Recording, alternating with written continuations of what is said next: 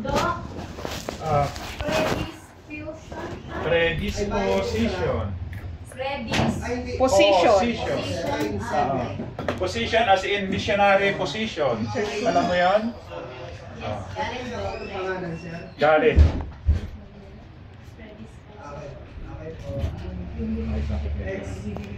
Nag-bleeding ka? Nag-bleeding po. Ng Friday at saka po kagabi. Pangilang ultrasound mo to? Pang third po. Kailan ka last nag-ultrasound? No, Feb 21. Saan? Sa St. Louis po.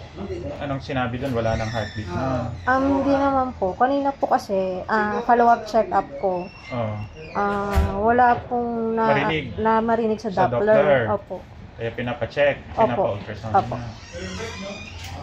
Ma'am, okay na po. Salamat, sir.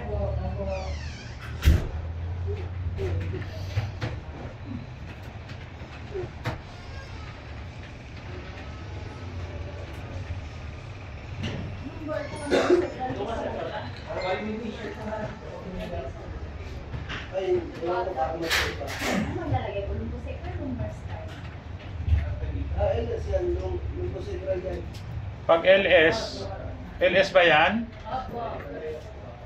Oo, lumbosacral.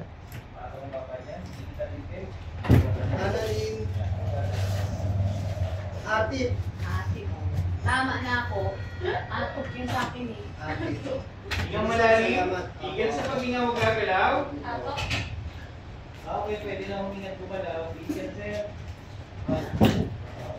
Pwede mamaya resulta.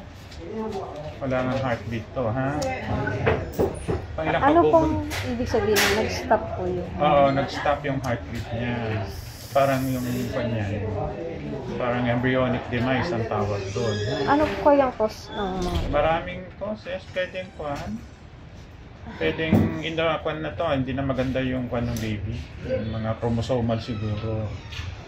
May mga ganon na instead na continue sila na mag-thrive, may mga abnormalities after, ganon.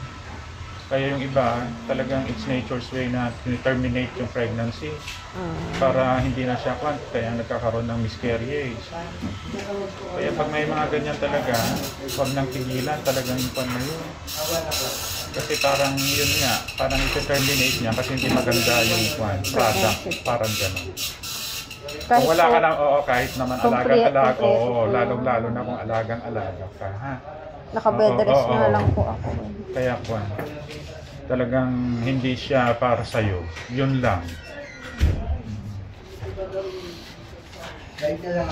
Kasi may mga ganon, bawa nasusurvive nila, tapos paglabas, yung may mga defects, may mga kung ano-anong defects. So, lalo na kung pan, yung talagang maganda yung pan mo, yung prenatal mo. Mga ilang weeks na po. Supposed to be kung kasi 12 weeks na po. Ay, kwanto, parang 7 weeks and 6 days lang yung napupan ko dito. Parang 8 weeks at 2 months lang yung kwan. Hanggang 2 months lang siya nag-survive, ha? Actually, parang kwan pa lang ito. Di pa siya na-attain yung fetal na status niya. Embryo pa lang ito, ha? Dali lang. Dito pa yung previous na ultrasound mo? First time mo lang dito? First time ko po. Sabi niyo